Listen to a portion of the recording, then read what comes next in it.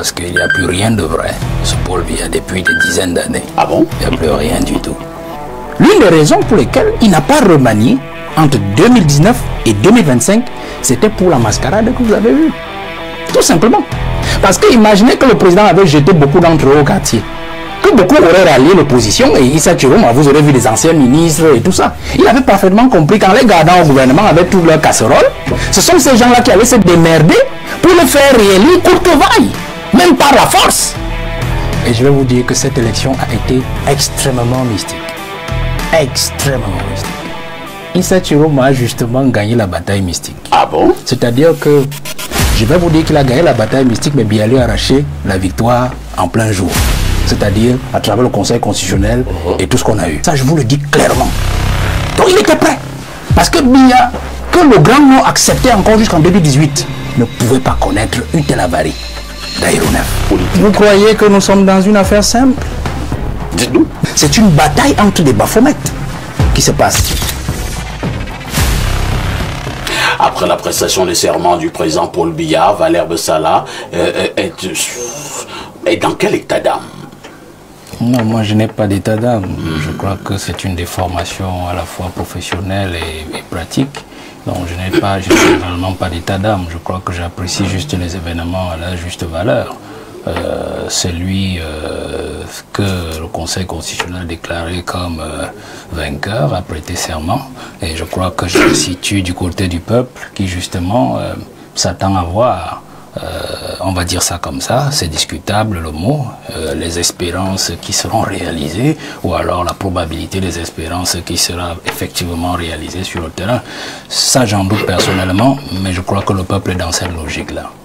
Mais certains se posent quand même la question de savoir où est passé Issa Chiroma Bakary. Vous avez quelques éléments de réponse? Si l'on en croit la lettre d'information à Africa Intelligence, qui est une lettre d'information spécialisée sur l'Afrique, Monsieur Issa Chiroma Bakary serait à Yola, dans l'Adamawa State, c'est-à-dire l'état de l'Adamawa au Nigeria, qui est un état frontalier du Cameroun. C'est là où il se trouverait si l'on en croit ces lettres d'information. Valère Bessala, si après 6 ans, si après tout ce que nous avons eu sur le terrain comme malaise, j'ai parlé tout à l'heure des personnes qui sont mortes au gouvernement, c'est-à-dire certains ministres qui ont perdu la vie étant membres du gouvernement. Nous avons parlé de ces multiples critiques à l'endroit de certains membres du gouvernement.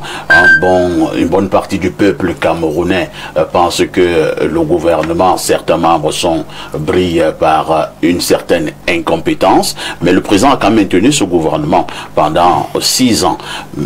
Alors, un nouveau septennat est maintenant sur les rails. Est-ce que nous pouvons espérer du président actuel un vrai mouvement ministériel? Je ne sais pas ce que vous entendez par vrai. C'est-à-dire que parfois le président enlève 2 ou 3 personnes, on les remplace et le même staff pratiquement est maintenu. Est-ce que c'est ce que le président va encore justement faire? Ministériel, voilà. Ça. Voilà. Donc, je répète, je ne sais pas ce que vous entendez par vrai, parce qu'il n'y a plus rien de vrai. Ce Paul Biya depuis des dizaines d'années. Ah bon? Il n'y a plus rien du tout. Donc, je vous ai parfaitement compris. Je voudrais simplement dire d'entame que Biya de 2018 n'est plus le Biya de 2025. Qu'est-ce qui a changé? Biya de 2018 avait pris un décret 1 an avant, presque 10 mois avant la présidentielle, il a rafraîchi le gouvernement. On a vu Dion arriver, Dion Ngouté arriver. Immédiatement après les élections de 2018, il a rafraîchi le gouvernement quelques 2 mois après, je crois, quelque chose comme ça. Mais c'était encore quand même quelqu'un qui avait encore une certaine vivacité, une certaine vigueur. Là, je parle du physique. Et dans l'appareil, certains de ses collaborateurs n'avaient pas encore des ailes aussi poussées qu'on les leur voit maintenant. Alors, 2025, c'est différent. Et je vais vous dire comment c'est différent parce que il y a des signes. Vous savez, c'est un monsieur Biya qui a capitalisé énormément d'énergie. Quand je dis énormément d'énergie, je parle d'énergie cosmique et astrale. Et quand on voit, je prends seulement un indicateur, la campagne. Quand vous voyez ce qui lui est arrivé à Garoua avec son avion, qui a connu un impair, une avarie, avion qu'il a amené à Maroua, je parle de Maroua, qu'il a amené à Maroua, a connu une avarie, une panne, du fait d'un accident entre guillemets. Le président, qui était encore au trop plein de ses énergies cosmiques, aurait déjoué cette affaire. Je vais aller, ceux qui ont des yeux et des oreilles pour me comprendre, ils me comprennent et me voient. Alors vous voulez parler de la sorcellerie avec le président? Laissez-moi poursuivre. Et il a tellement bien compris le sujet, après Maroua, qu'effectivement que ses adversaires, je veux même dire son adversaire principal, était bien préparé. Sur ce terrain, et sur ce terrain cosmique et mystique, qu'il a renoncé à la monnaie-télé. Parce que les gens pensent que... Il a eu peur de la sorcellerie et du roman. Non, vraiment, monsieur, laissez-moi poursuivre. Non, nous voulons bien comprendre. Posez-moi donc des questions vraiment qui me permettent d'avancer. Oui, celle-là ne te permet pas de reculer. Parce que dans la Léquier, il était prévu qu'il aille encore avec son hélicoptère habituel. Il y a renoncé, les gens ont pensé peut-être que c'est parce qu'il nage, ainsi de suite, mais Mona Télé, c'est à quelques encablures, c'est 10 minutes, ou 5 minutes même, du palais. Il avait parfaitement compris cela. Donc il a préféré se rétracter, se retirer. Parce qu'en fait, il faut donc penser, voir cette élection présidentielle, ces quelques éléments, pour vous ramener encore. Et là, je vais entrer dans votre question. Donc on a lancé un message mystique à Biya. Je vais vous dire, monsieur Haïssi, que moi j'observe toujours les choses avec plusieurs paramètres. Et je vais vous dire que cette élection a été extrêmement mystique. Extrêmement mystique. Même celui dont nous parlions dans et comme à la fin dont le président a gagné, cela signifie que c'est toujours le plus grand même sorti. celui dont nous parlions dans le premier sujet c'est très bien préparé. Mais il a été foudroyé. Et je vais même vous dire une chose. Non, tranquille, je vais vous dire une chose. Issa Chiroma a justement gagné la bataille mystique. Ah bon? C'est-à-dire que si je vous ai donné les deux éléments du président sur l'avion du président à Maroua et sur son retrait à Mona Télé, c'est-à-dire renoncer à y aller, je vais vous dire qu'il a gagné la bataille mystique, mais bien lui a arraché la victoire en plein jour. C'est-à-dire à travers le Conseil constitutionnel et tout ce qu'on a eu. Parce que Issa a eu la victoire sur le plan mystique. Ça, je vous le dis clairement. Biya a parfaitement compris. Or, Biya, qu'on connaît jusqu'avant 2018, ne pouvait pas perdre une telle bataille. Biya gagnait toujours d'abord sur le plan mystique et ensuite venait gagner en pleine journée. Or, Issa a gagné sur le terrain mystique. Et rassurez-vous, Maroua, où le Grand Nord, c'est chez lui. C'est chez lui. Ça veut dire qu'il était en parfaite harmonie, en parfaite phase avec les forces cosmiques de chez lui. Vous ne pouvez pas quitter, même fussiez-vous président de la République, à un moment où la colère du peuple gronde. Et vous allez défier un fils du pays qui avait déjà fait le parcours de Issa pendant la campagne chez lui. Donc il était prêt. Parce que Biya, que le Grand Nord acceptait encore jusqu'en 2018, ne pouvait pas connaître une telle avarie d'aéronef. Parce que c'était un grand signe. Ça veut dire même que je vais vous dire une chose. Certainement, là je suis sur certainement, et c'est subjectif ce que je vais dire, certainement il était même prévu qu'il n'atterrisse jamais. Faites très attention. Et que peut-être sa composition cosmique lui a permis quand même d'atterrir. Donc je vais vous dire une chose, monsieur Pafaï, je sors de là parce que ça peut faire peur à ceux qui nous regardent. Ça peut faire peur à ceux qui nous regardent. De la politique en sorcellerie, ou bien de la sorcellerie politique. Vous croyez que nous sommes dans une affaire simple? Dites-nous. Vous croyez que nous sommes dans une affaire simple au Cameroun depuis l'élection présidentielle, depuis que vous voyez tout ce qui se passe? Nous ne sommes pas dans une affaire simple. C'est une bataille entre des Baphomet qui se passe. Et donc, si vous n'êtes pas prêt, vous vous retrouvez écrasé. Vous avez dit tout à l'heure au professeur, et qu'est-ce qu'on fait des morts? Parce qu'il y a toujours des poussins qui finissent écrasés. Alors, je poursuis et je sortirai par l'analyse en disant que Biya a arraché cette victoire au grand jour que Issa lui a prise dans la nuit. Ça, je résume tout ce que je viens de dire. Vous comprenez? Pour dire que Biya aujourd'hui, pour moi, je n'attends plus grand chose de lui. Parce qu'en fait, il est affaibli. C'est pour ça que j'ai commencé par ses valeurs un peu astrales. Pour que vous compreniez ce que je vais dire à la fin. Biya est affaibli. Affaibli pourquoi? Parce que Issa est venu achever mystiquement ce que ses propres collaborateurs avaient déjà commencé sur lui. Biya est mystiquement diminué. vraiment diminué. Vous insistez, hein? J'insiste, il est diminué. Je vous ai dit, sinon ceci ne lui serait pas arrivé. Et il n'aurait pas reculé à mon intérêt. Il est diminué. Et donc, il est pris entre plusieurs feux, le président. Le premier feu dans lequel le président est pris, c'est son incapacité physique déjà. Il est diminué, le président. Il ne peut plus faire ce qu'il pouvait encore faire jusqu'en 2018. Je prends cette limite-là, même s'il était déjà un peu fatigué. Mais maintenant, il ne peut plus. Pourquoi? Il est dépendant physiquement de certains de ses intimes qui s'occupent de lui. Vous comprenez? Même si dans son imaginaire ou dans son cerveau, psychologiquement, il peut encore réfléchir, il peut encore penser. Et quand je dis diminuer physiquement, ça veut dire qu'il ne peut plus avoir accès à la bonne information quand il la veut. Ça veut dire que diminuer physiquement, il ne peut recevoir que ce que ses intimes décident de lui dire comme information. C'est pour ça qu'il y a des choses parfois, et là j'en suis certain, dont il n'est pas toujours informé en temps réel. Je pense seulement à l'affaire Savannah. On a eu l'affaire Savannah en fin 2023, où lui-même il a appris par des câbles diplomatiques tchadiens et par des voies détournées que la SNH avait créé une structure nébuleuse, Savannah, et avait décidé de mettre la main sur le pétrole tchadien à travers le pipeline Codco. Je pense seulement à ce cas. Monsieur, je pense que le bâtonnier Akere en a fait tout un mobile de combat. Ça, c'est un élément.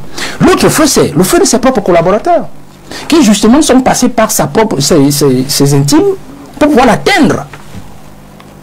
Pour pouvoir l'atteindre et l'affaiblir. Donc, ils l'ont affaibli pendant 7 ans. Et l'autre feu, c'est les membres du gouvernement, c'est-à-dire son gouvernement à lui, qui le prend à son propre jeu. C'est-à-dire que Biya s'est cru très malin en nommant un premier ministre qu'il savait qu'il ne pourrait pas gérer son gouvernement. Je ne dis pas qu'il n'a pas de personnalité, c'est un très bon travailleur, mais il savait qu'il ne peut pas tenir les grosses têtes du gouvernement. En nommant un ministre secrétaire général de la présidence, en l'élevant ministre d'État, sachant qu'il allait augmenter en force, et puis sachant qu'il avait aussi son grand ami au ministère de la Justice et que ses forces allaient se neutraliser. Et donc il allait dormir tranquillement pendant 7 ans, laisser le Covid passer, ils allaient détourner tout, laisser les Cannes passer, ils allaient détourner tout et tous les grands scandales que vous connaissez, pour ressurgir en 2025 et demander encore aux Camerounais une autre élection. En fait, Biya a tout fait pour s'assurer qu'il mourra au pouvoir. Parce qu'en fait, ce que nous sommes en train de voir aujourd'hui, c'était de ne pas travailler, de donner l'impression au peuple camerounais que non, ce sont mes collaborateurs qui dérangent. Moi, je suis déjà âgé, je leur ai confié le pays, mais ils n'arrivent pas à faire l'affaire. Et donc, de revenir prendre une autre élection et d'aller droit vers un mandat qui pourrait l'amener ailleurs. Donc, je sors en disant que l'autre feu, le dernier, c'est le feu du peuple camerounais et de l'opposition consciente qui continue à se battre. Et justement, c'est ce peuple que nous avons réussi à réveiller. Et Issa Chiroma en a valablement profité. Et je crois que c'est un grand test. C'est un grand test que Issa nous a fait faire sur le travail que nous avons eu à faire. Parce que si était Kamto, que ça aurait été pratiquement encore la même chose, vous comprenez? Parce que le peuple était déjà pour la bonne partie réveillé, prêt à tout ce que nous avons vécu ces derniers temps. Donc je dirais que, remaniement ou pas, tout ce que nous attendons de Paul Biya, c'est tout simplement qu'il puisse garder notre pays sur les rails et qu'il ne fasse pas, de vagues pour qu'il ne nous laisse pas ce pays à feu et à sang. Parce que nous continuons à travailler avec le peuple pour que ce qui va se passer peut-être dans les jours à venir, si Issa ressort de son buisson, parce que dans mon analyse, je l'ai dit, s'il ressort de son buisson et avance, ce qui risque de se passer, le peuple risque d'en profiter. Si vraiment il est efficace, s'il revient de manière efficace. S'il ne revient pas de manière efficace, Biya peut peut-être tuer cette révolution avec un remaniement, comme vous le dites, mais est-ce que ceux qui seront remaniés, ou du moins ceux qui arriveront dans le remaniement, pourront faire le job afin de suer les larmes du peuple? That is the question. Alors, nous, on pose simplement un principe, c'est que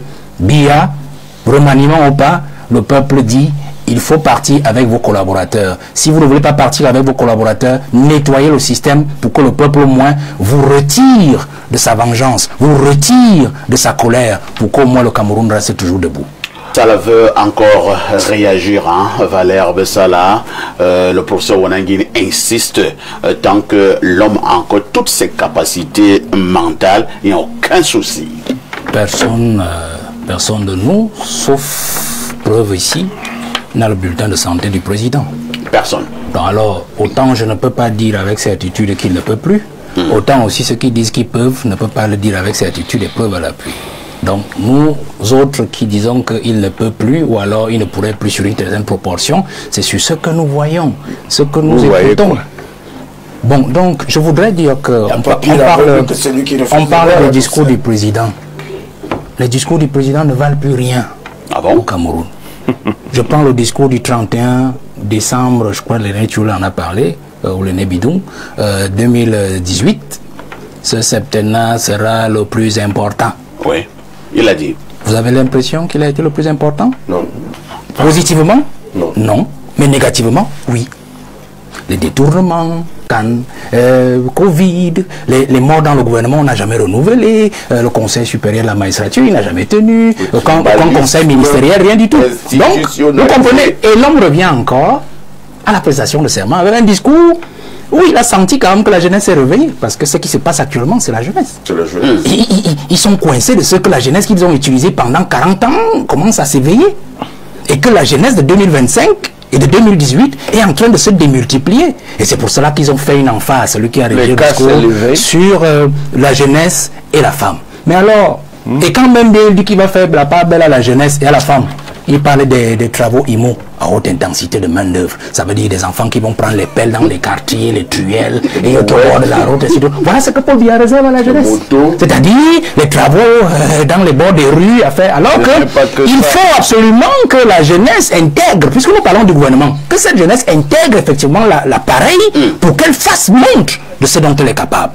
Prenez le ministre de la Jeunesse. Plus de la soixantaine aujourd'hui, il tire vers 70 ans, un ministre de la jeunesse. Alors qu'on a des casses partout, c'est les jeunes qui cassent. On s'attendait justement à voir que le ministre de la jeunesse, qui est un congénère de la jeunesse, se lève et dise, voilà, nous ne pouvons pas le faire. Mais le mec ne peut pas sortir, le mec ne peut pas sortir parce qu'en fait, il n'est pas de la génération, il n'a pas Alors, sur la question du gouvernement, moi je pose la question autrement, puisque certaines personnes ne veulent pas répondre.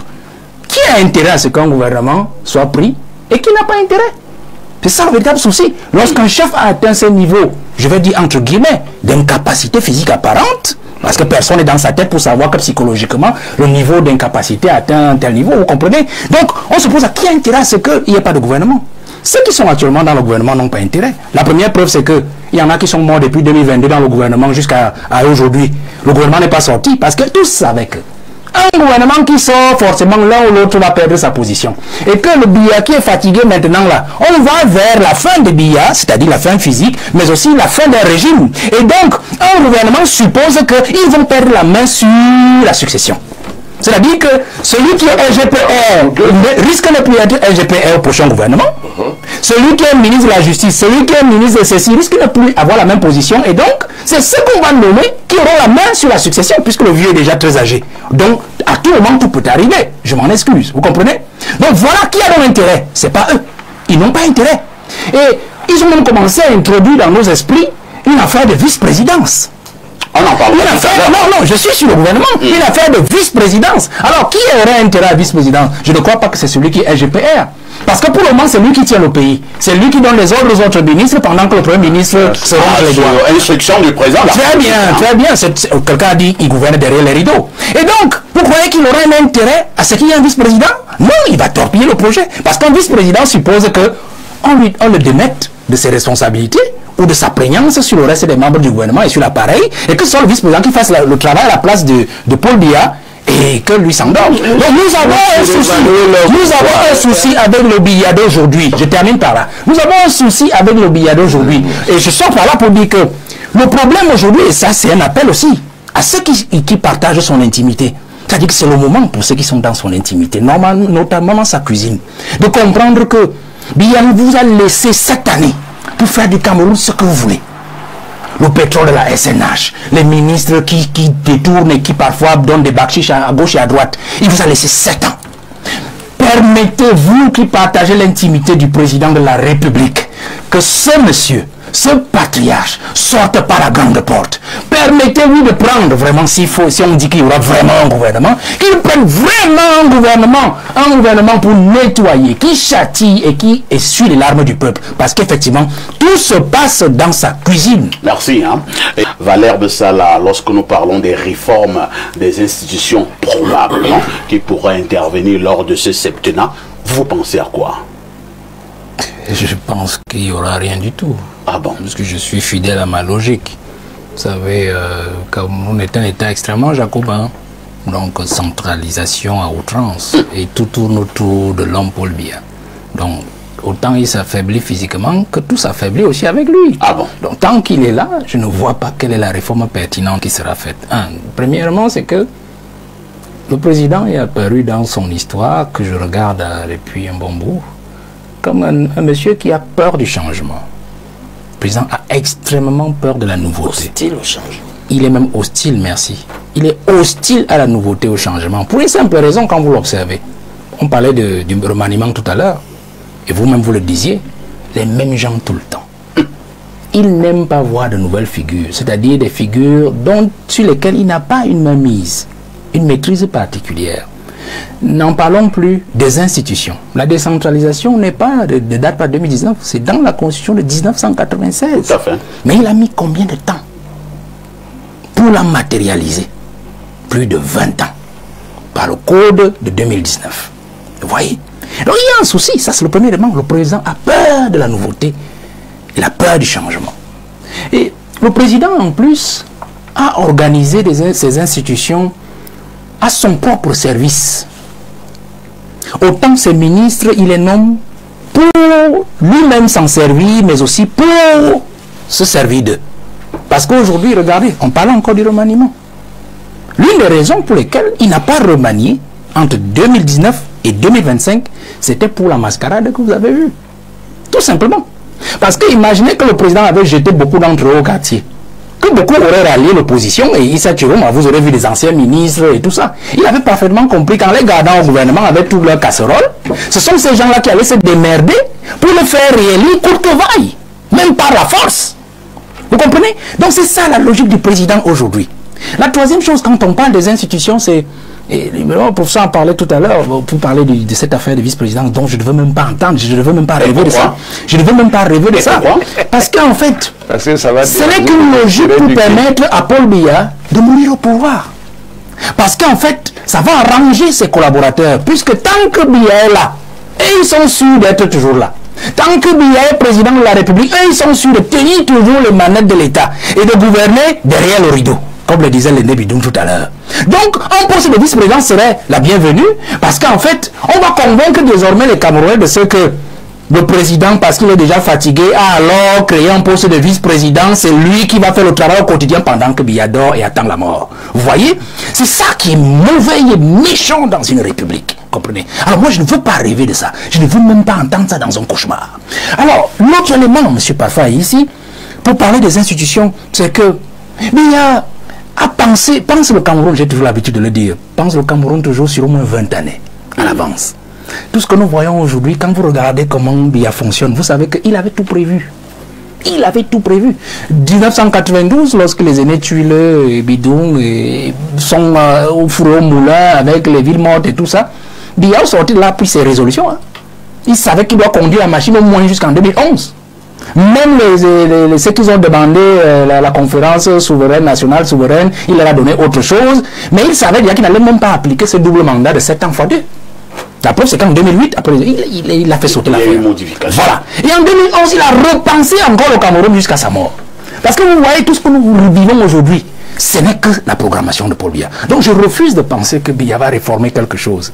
Moi, je pense plutôt que notre espoir devrait être sur cette jeunesse. Parce que moi, au-delà, je compatis pour les morts, qui sont des jeunes qui sont tombés, vous voyez. Mais je félicite ce peuple pour ce qu'il a montré tous ces jours-ci. Parce qu'il fallait montrer à Paul Biya, à ses amis, à ses créatures qu'un pays, ça ne se gouverne pas ainsi. Et qu'il faut absolument déjà passer à l'arrêt de ce qui est en train d'être fait. Et que, monsieur le président, c'est à vous, le président, que nous donnons notre élection, c'est-à-dire le peuple. Vous faites l'apologie de l'insurrection. Ce n'est pas l'apologie. Je dis que c'est un message que le peuple envoie et je suis d'accord pour le message. Je ne suis pas contre les cas, c'est ainsi de suite. La preuve, c'est que je m'en suis désolidarisé. Donc, c'est un message que nous devons absolument continuer le travail pour que le président comprenne que s'il continue après le 6 novembre, du moins, oui, après sa prestation de serment, avec les mêmes individus, à peut-être un réchauffement ministériel, puisque si c'est ça qui arrive, et tout de suite, que nous autres, la jeunesse, et là, je parle déjà de moi-même, M. Parfait, ici, oui. Attention, je prendrai aussi mes responsabilités dans une certaine mesure, pour prendre davantage et d'aventure les devants. pour cette jeunesse-là, pour dire à Paul Biya que nous ne voulons plus accepter cette situation-là parce que c'est nous les héritiers du Cameroun. Vous avez comment dire, passé derrière vous, vous avez votre vie derrière vous, vous ne pouvez pas nous laisser dans un marasme avec des individus qui ne font pas la solution pour ce qui arrive. Donc, Monsieur Parfait, ici, votre sujet est très bien pour nous aujourd'hui et il nous permet justement d'envoyer ce message-là au président de la République, de dire que même s'il a encore quelques heures de certitude, quelques heures d'équilibre en lui, qu'il utilise ces heures d'équilibre-là, c'est quelques moments d'équilibre pour prendre les décisions qu'il faut. Qu'il dise aussi à ceux qui l'entourent et qui l'assistent dans son handicap de l'âge, que le moment est venu pour lui de sortir par la grande porte et que ceux-là, justement, doivent l'aider, doivent le protéger non seulement contre ces rapaces-là, mais doivent l'aider à prendre ses stylos. Comme le disait tout à l'heure, que le président de l'Assemblée nationale lui a remis pour qu'il fasse le job que les Camerounais attendent. On lui demande plus de nous construire des immeubles, de grandes routes, ou c'est quoi que ce soit, mais de nettoyer, de préparer la route pour que le prochain successeur puisse au moins travailler et d'atteindre peut-être l'émergence qu'il a prévue en 2035, qu'on pourra peut-être repousser dans 5 ans ou en 2040, parce que justement l'homme, avec ce mandat, on n'est pas sûr qu'il fera grand-chose.